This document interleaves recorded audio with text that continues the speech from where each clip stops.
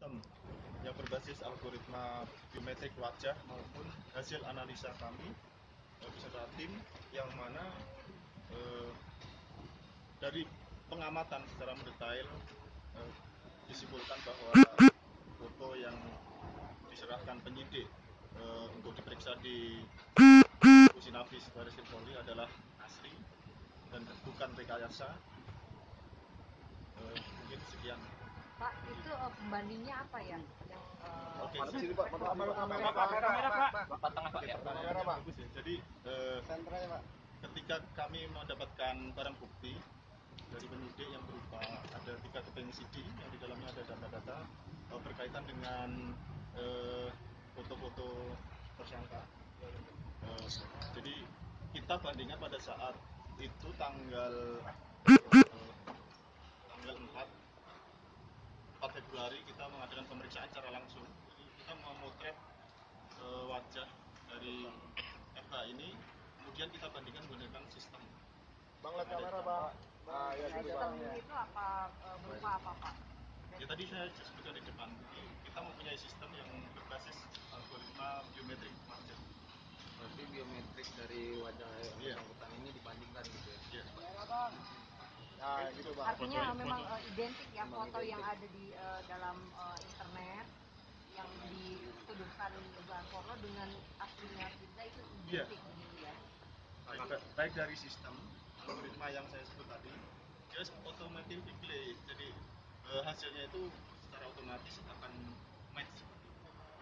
Akurasinya Pak? Jadi ketika wajahnya berbeda atau di sini dalam hal ini adalah wajah orang yang berbeda, dia tidak secara sistemnya dia akan menolak.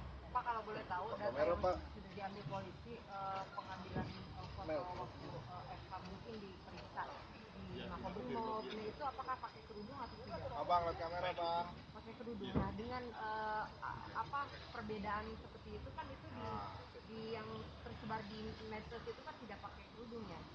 Nah, dengan adanya perbedaan itu tetap bisa dikenali.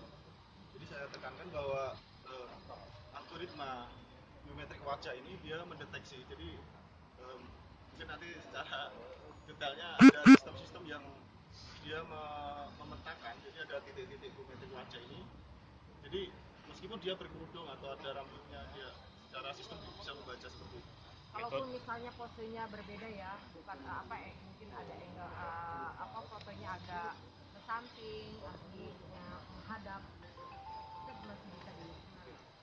Jadi memang pada saat kami memotret secara langsung itu justru kita memotret berbagai angle. Jadi dari samping itu untuk apa? Untuk memudahkan.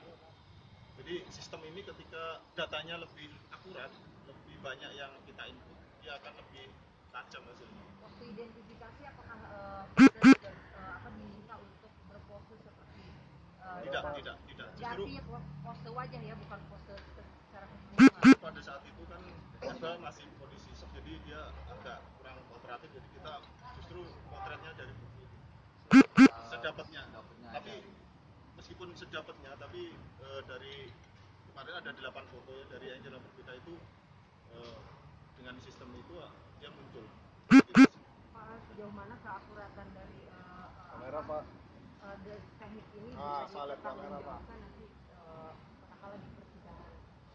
Apakah ini sudah memang sudah dilakukan sebelumnya terhadap kasus identifikasi yang lain-lain di dalam kasus perkara lain, misalnya identifikasi jenazah atau apa lain?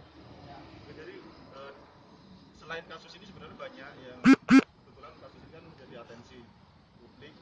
Jadi sebenarnya teknologi ini sudah sering digunakan juga, meskipun pemberitanya tidak orang ini. Para pakar biasanya pakai standar kayak gini nggak Pak? Standar Standar verifikasi kayak yang Bapak lakukan nggak? Para pakar di luar kepolisian gitu Pak? Ya jadi biometrik ini, jadi dia otomatis ya. Jadi dia ada perhitungan. Algoritma itu adalah perhitungan dari titik-titik tadi, titik-titik biometrik wajah tadi. Kemudian dari itu nanti ada simpulan itu by system. Kemudian kalau ditanyakan seakurat apa, kemudian di lain dari menggunakan sistem ini kita juga menggunakan tadi analisa secara fisik, bisa juga secara data digitalnya. Oke, cukup ya.